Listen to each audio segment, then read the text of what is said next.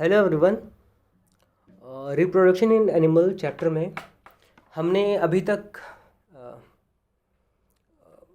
सबसे पहले तो वो क्रोकोडाइल का जो लाइफ साइकिल था, कॉकरोच का लाइफ साइकिल देखा था, और हम बटरफ्लाई फ्लाई का लाइफ साइकिल कंटिन्यू किए थे। और मैंने बोला था कि मैं आपको फिगर दिखाऊंगा इसका, ठीक है। तो ये स्टेजेस आप देख सकते हो कि कोई सा भी बटरफ्लाई वो क्या करता है कि एग्स कहाँ पे ले करता है, वो किसी लीव्स पे ले करेगा। लीव्स पे जब वो ले करेगा तो उसके बाद उसमें से कैटरपिलर्स निकलते हैं या फिर लार्वा निकलता है, ठीक है। तो जब वो निकल जाएंगे तो वो पहले खाएंगे, शुरू में खूब खाएंगे। खाने के बाद जो है जब वो खाना स्टॉप कर देंगे तो वो ऐसी जगह ढूंढेंगे जो बिल्कुल सेफ़ हो, ठीक है। उस जगह पे जाके वो क्या करते हैं, ककून तैयार करते हैं, अपना घर तैयार करते हैं। किससे? अपने लार्वा से, ठीक है, अपने सलाइवा से, ऐसा बोल सकते हो आप। उसके बाद उसके अंदर वो प्यूपा के फॉर्म में कन्वर्ट हो जाते हैं। फिर प्यूपा जब वो धीरे धीरे और बड़ा होता है तो वो बटरफ्लाई के फॉर्म में ट्रांसफॉर्म हो जाता है। और वो बटरफ्लाई जैसे ही बाहर निकलता है अपने विंग्स को सुखाता है और वो उड़ जाता है। फिर वो बटरफ्लाई फिर से वापस से एग्स ले करेगी। तो ये है बटरफ्लाई का लाइफ साइकिल। तो यहाँ तक क्लियर हो गया होगा। आगे बढ़ते हैं। फ्रॉग्स में भी वही सेम प्रोसेस हो रहा था। बहुत ज़्यादा ड्रास्टिक चेंजेस के अंदर होते हैं। मैंने आपको एग्जांपल भी दिया था कि जब हम मेटामॉर्फोसिस पढ़ रहे थे तो वहाँ पे भी मैंने फ्रॉग्स का एग्जांपल दिया था, ठीक है। तो frogs are amphibians that live on both land and in water. Amphibians क्या होते हैं? ये भी एक बहुत इंपॉर्टेंट वर्ड है, ये वर्ड भी आपको याद रखना है। तो ऐसे स्पीशीज़, ऐसे जीव जंतु जो पानी में भी रह सकते हैं और ज़मीन पे भी रह सकते हैं, जो दोनों जगह पे रह सकते हैं, उनको क्या बोलते हैं? एम्फीबियंस। एम्फीबियंस आपको याद रखना है, ठीक है, क्लियर है। तो फ्रॉग्स जो हैं वो एम्फीबियंस हैं क्योंकि ये पानी में भी रह सकते हैं और ये ज़मीन पे भी रह सकते हैं। They hop on the ground with their powerful behind legs. इनके जो पीछे के लेग्स होते हैं फ्रॉग्स के, वो बड़ा ज़्यादा स्ट्रॉन्ग होता है और उसी की वजह से ये हॉप मतलब छलांग लगाते हैं या फिर फांदते रहते हैं, कूदते फांदते रहते हैं, ठीक है, ज़मीन पे। आपने भी देखा होगा कि ये ज़मीन पे कूदते ज़्यादा हैं, ये चलते बहुत कम है ना। They also have webbed feet. इनके जो फीट्स होते हैं वो फीट्स वर्ड नहीं होता, फीट वर्ड होता है। फूट जो है सिंगुलर होता है और फीट जो होता है प्लूरल होता है, ठीक है। तो यहाँ थोड़ा सा मैंने मिस्टेक कर दिया था, आप लोग नहीं करोगे, क्लियर है। तो they also have webbed feet. इनके जो है वेब्ड फीट होते हैं। वेब मतलब एक तरीके से जाल मतलब एक तरीके से पन्नी, मतलब जाल जैसा ही समझ लो, ठीक है।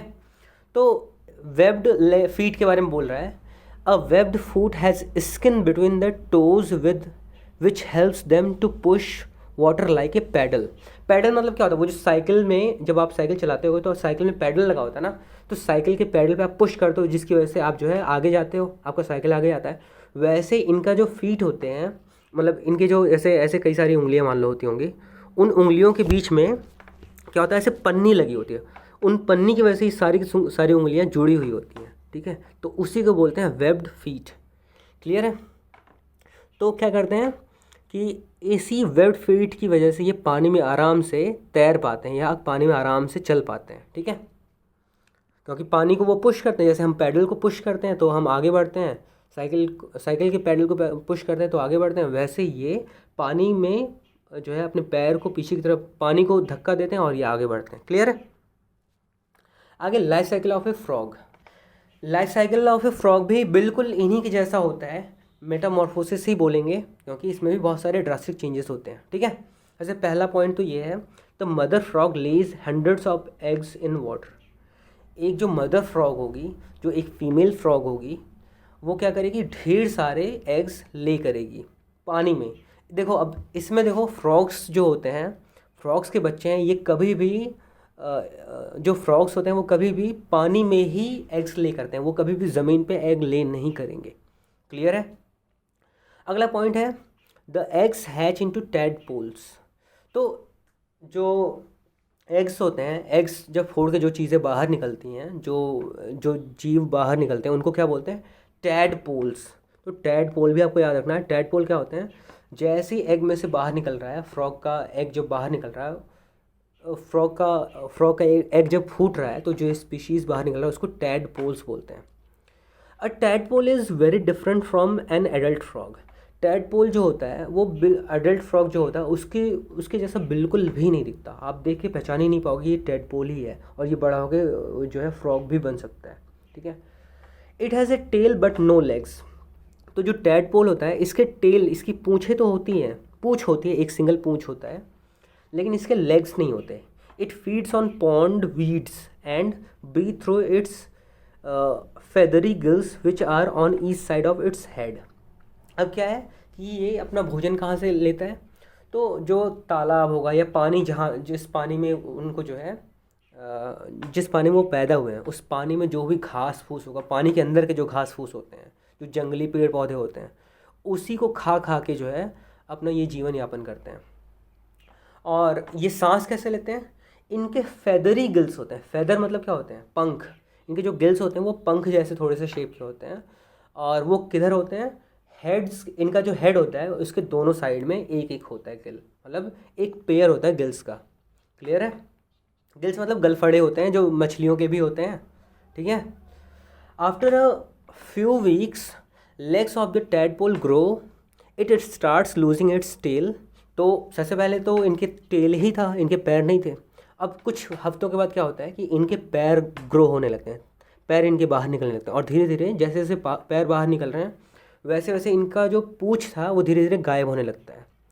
The tadpole begins to look like its parent. तो पहले तो बिल्कुल इनके जैसा नहीं दिख रहा था ये, जो फ्रॉग्स के जैसे बिल्कुल भी टैडपोल नहीं दिख रहे थे। अब जैसे जैसे टैडपोल थोड़ा सा डेवलप करने लगा, इनके पैर थोड़े से बड़े होने लगे, ये थोड़ा थोड़ा अपना जो है पेरेंट्स की तरह दिखने लगते हैं, अपनी माँ की तरह दिखने, अपने पापा की तरह दिखने लगते हैं। ये भी मतलब एक तरीके से फ्रॉग्स की तरह दिखने लगते हैं, ठीक है।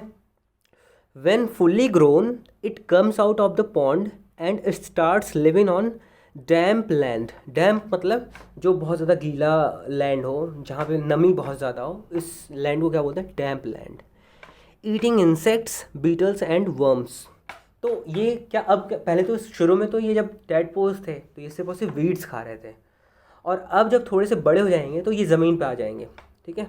ज़मीन पे आ जाएंगे और अब ये इंसेक्ट्स भी खा सकते हैं, बीटल्स भी खा सकते हैं, और ये वर्म्स भी खा सकते हैं। वर्म्स मतलब कीड़े, वो खास करके अर्थ वर्म्स जो होते हैं।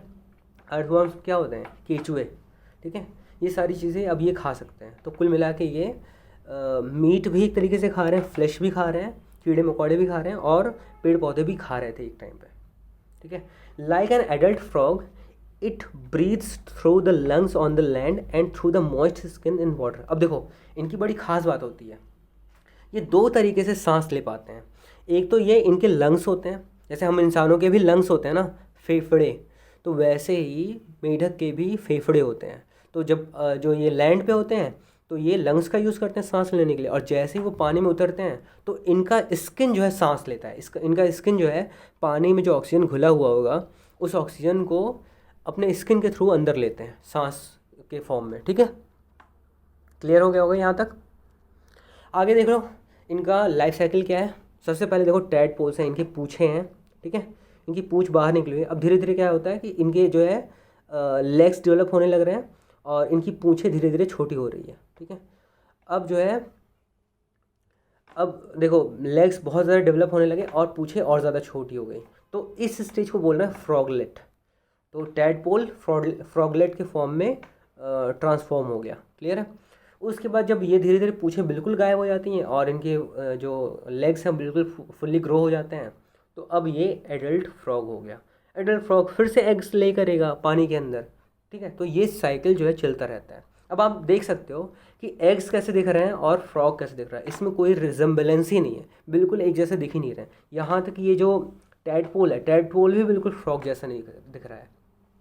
तो इससे आप कह सकते हो कि एक एडल्ट जो होता है, एडल्ट फ्रॉग के जैसा बिल्कुल भी नहीं दिखता जब ये एग्स हैच करते हैं तो, ठीक है। अब आगे बढ़ते हैं, फ़िश के बारे में पढ़ते हैं।